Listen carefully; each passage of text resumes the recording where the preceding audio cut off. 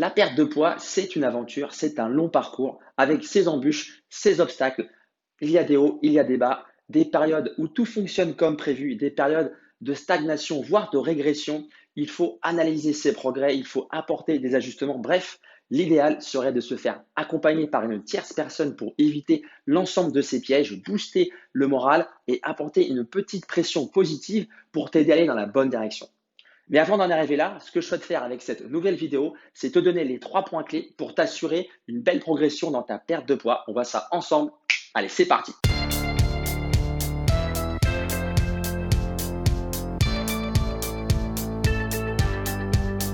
Salut, c'est Nico. J'espère que tu vas bien et bienvenue sur ma chaîne où j'aide chacun à mieux bouger et mieux vivre. Dans cette première vidéo, première partie, premier point clé pour optimiser ta progression dans la perte de poids, à savoir le déficit calorique.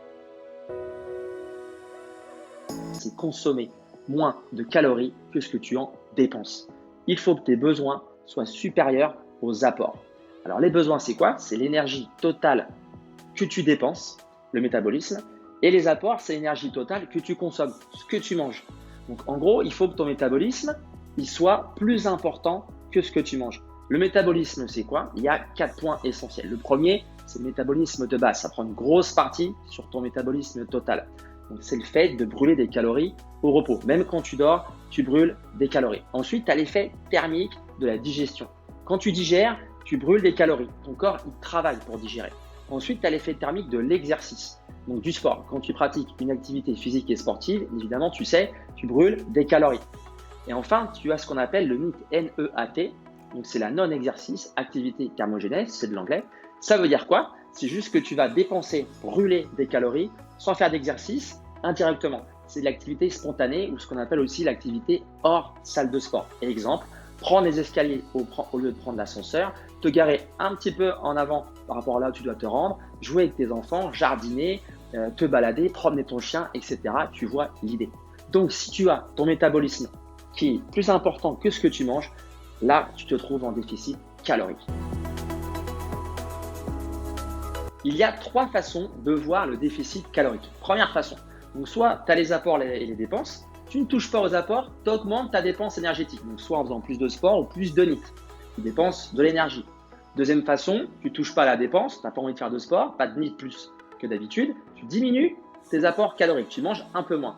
Troisième façon, tu augmentes ta dépense, tu diminues tes apports caloriques. Et là, il y a un gros delta. Et là, je te mets en garde, attention à ne pas faire un déficit trop restrictif. Souvent, les gens ils se lancent dans cette mésaventure-là, ça peut engendrer différents problèmes.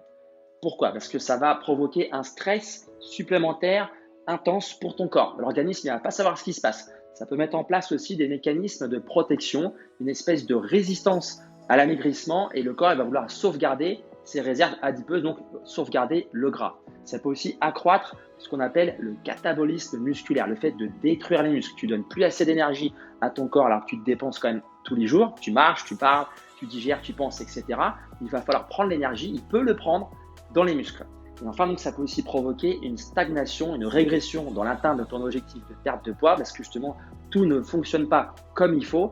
Les performances peuvent aussi diminuer. Bref, je te conseille vivement d'éviter un déficit trop restrictif.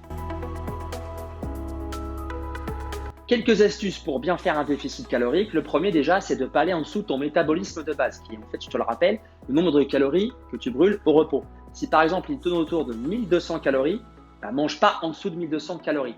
Autre point aussi, c'est de ne pas perdre plus de 500 grammes par semaine. Où il y a d'autres aussi coachs qui donnent cet exemple-là et que je trouve assez intéressant, c'est de multiplier par 3 le premier chiffre de ton poids. Donc si tu fais 60 kg, 3 x 6, 18, ça fait 180 calories. Essaye de diminuer ton apport calorique quotidien, donc tous les jours, maximum 180, aller voir 200 calories, aller au-delà. Toujours pareil pour éviter le déficit trop restrictif. Ce que tu peux faire, le plus simple pour moi, enfin le plus productif pour moi, c'est de compter tes calories. Alors oui, il y en a qui vont me dire « Ah mais je dois compter, c'est trop rigoureux, j'ai pas le temps, j'ai pas envie », mais c'est ce qui marchera le mieux parce que ça sera précis. Donc tu comptes tes calories, tu peux te faire aider des applications, il y a MyFitnessPal entre autres qui existent, et là tu vas vraiment pouvoir savoir le nombre de calories qu'il te faut et en essayant de te rapprocher de l'assiette idéale. Deuxième approche pour créer un déficit calorique si tu ne veux pas compter tes calories, c'est de faire une approche cyclique. C'est-à-dire qu'en fait, tu vas garder les protéines et les lipides. Ça, c'est des éléments essentiels, le corps en a vraiment besoin. Et c'est sur les glucides sur lesquels tu vas pouvoir jouer par rapport en fait à l'assiette idéale. Quand tu fais beaucoup de sport, tu en prends beaucoup. Si tu fais moins d'activité physique sportive ou moins de NIT, tu peux diminuer les glucides. Donc là, tu n'es pas obligé de compter. Tu te rappelles de l'assiette idéale et tu joues sur les glucides. En fait, je vais te donner une image. Tu vas la diviser en 6 parts. À chaque fois, tu vas faire attention à avoir tout ce qu'on appelle les bons macronutriments. Donc, glucides, lipides, protéines. Donc les 6 parts. Il y en a 2 sur 6, c'est ce qu'on appelle les protéines. Donc viande, poisson, œuf en version animale et en végétal, ça peut correspondre à tout ce qui est pois chiches, donc les légumineuses, pois chiches, lentilles, haricots rouges, etc. 2 parts sur 6. Ensuite, la partie lipides, ça va être 1 part sur 6 qui correspond en gros à tout ce qui est huile d'olive, avocat, les oléagineux, l'œuf aussi, c'est fait partie des lipides avec les protéines, mais c'est les 2 catégories. Donc il faut faire attention sur le nombre d'œufs d'un maximum entre 2 et 4 par jour en fonction de si tu fais du sport ou pas. Ok. Troisième partie, on va dire les glucides. Donc sur les glucides, il reste 3 parts.